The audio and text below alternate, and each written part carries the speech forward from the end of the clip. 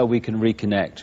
What you're looking at there symbolically is I call it lower vibrational emotional range. It's the range of frequency that resonates the energy within us to fear, to guilt, to resentment, to lack of self-esteem.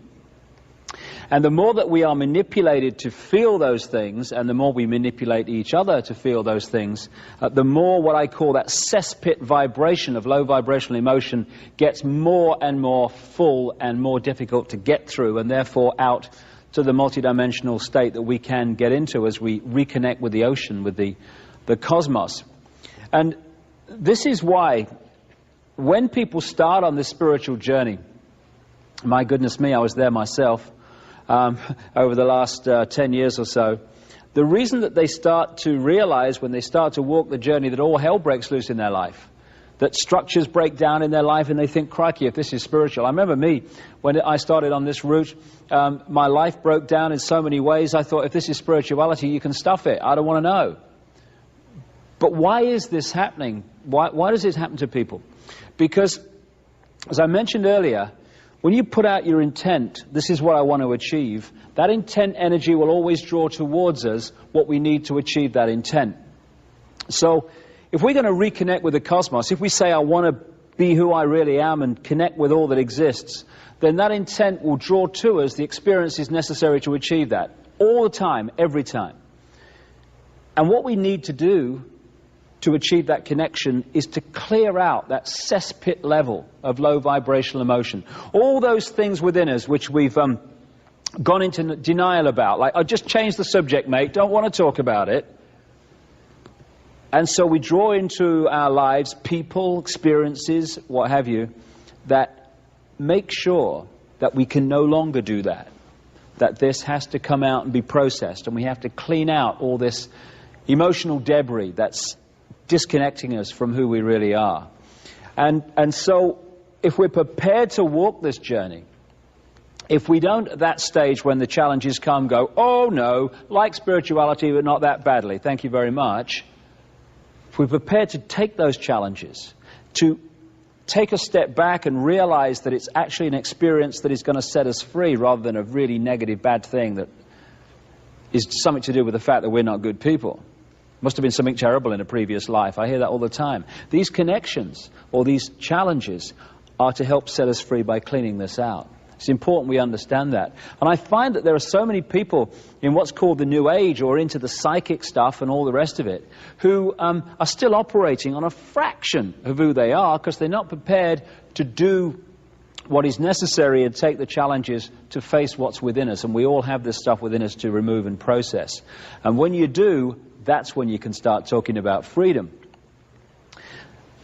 And it's coming back, as we come to a close here, to the same thing again and again, the way to freedom.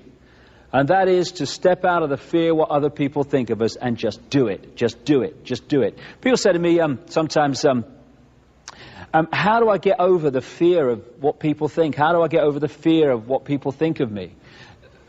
What I would suggest is let the fear be the trigger to overcome it.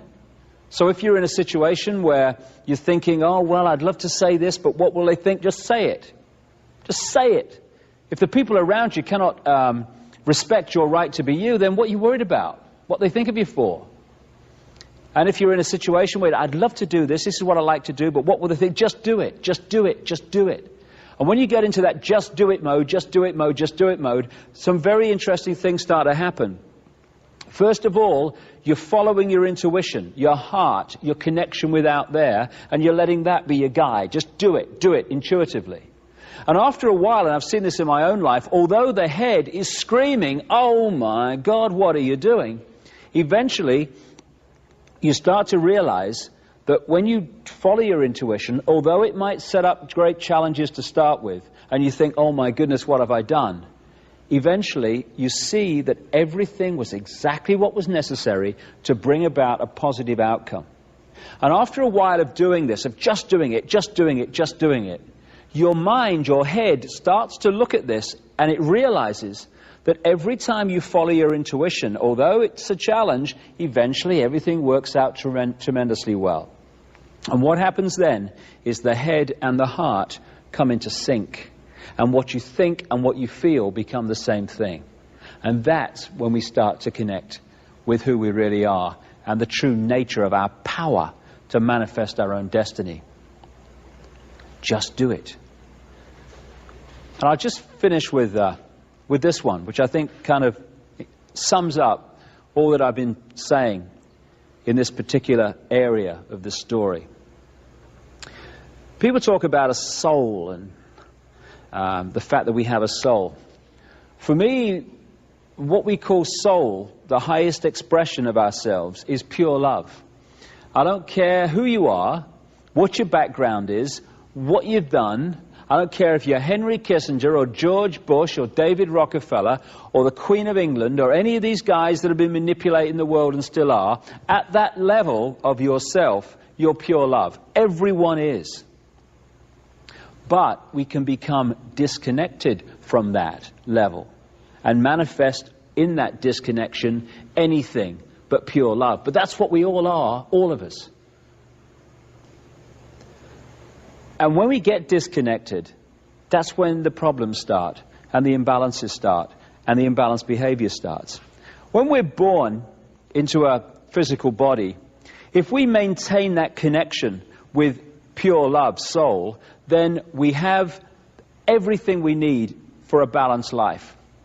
We have the eyes and ears information coming in, telling us and giving us a fix about the world around us, and we have the connection with soul, the big picture, the intuition, mission control, which is guiding us from another perspective. We have both. Symbolically, it's like a spaceman on the moon, where you're in that big spacesuit, symbolic of the body, and you've got the eyes and ears information giving you a fix on what's happening on the moon around you. But you've also got mission control, the big picture, giving you the big picture guidance. This is what comes next, then do that, and this is what's next on the agenda. Symbolic of intuition. Imagine what would happen if someone came along and cut or dramatically reduced that spaceman's connection to mission control. Suddenly, this is the only information and the vague memory of what should have been happening at this time. They're the only fix we have on who we are and where we are. And that spaceman's behavior would dramatically change within seconds and minutes compared with what it would have been had mission control stayed in big picture contact. And that symbolically is what happens to us when we come into this world. When we're born, the conditioning starts, the programming starts to disconnect us from mission control, the big picture, soul. So the eggshells start. We start to be conditioned to see ourselves as either just a physical body or subjected to some God and what have you. The programming gets started from the moment we become conscious. A friend of mine once said something very true.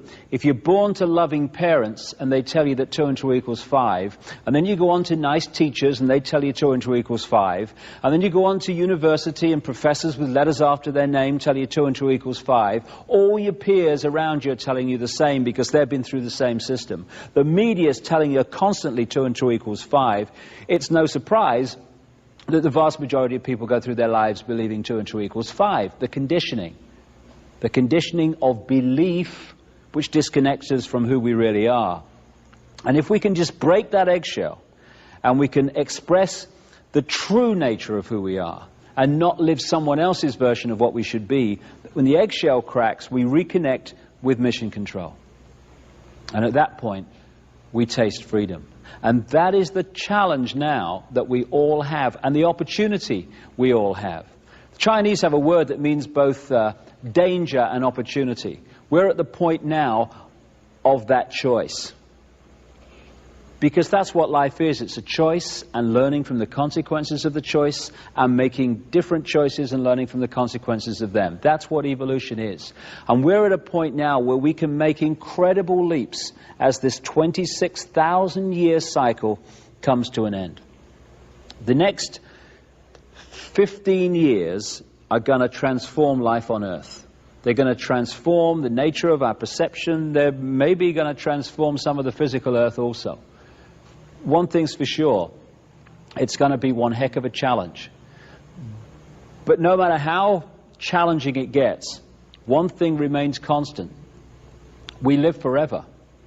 We are everything, and everything is us. Whatever we're experiencing in this moment, it's just an experience.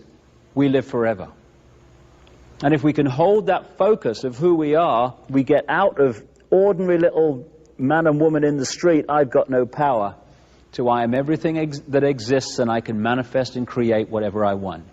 We are genius. We've forgotten we're genius. And that's why a few people run the world. I'm going to end with some words by a singer in America who wrote new words to the American national anthem.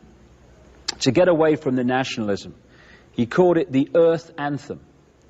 And the world that he describes here is the world that is just a thought away, just an open heart away, just a change of perception away.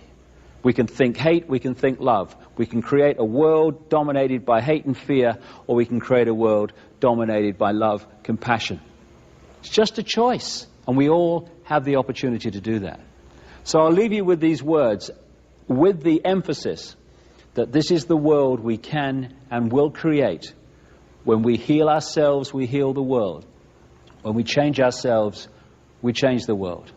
When we love ourselves, we love the world. And when we love the world, it manifests in a very different form to the one I've been talking about these hours over these thousands of years of manipulation. Freedom is upon us. Time to grasp it. I hope you've enjoyed it. Thank you very much for your time. Oh, say can we see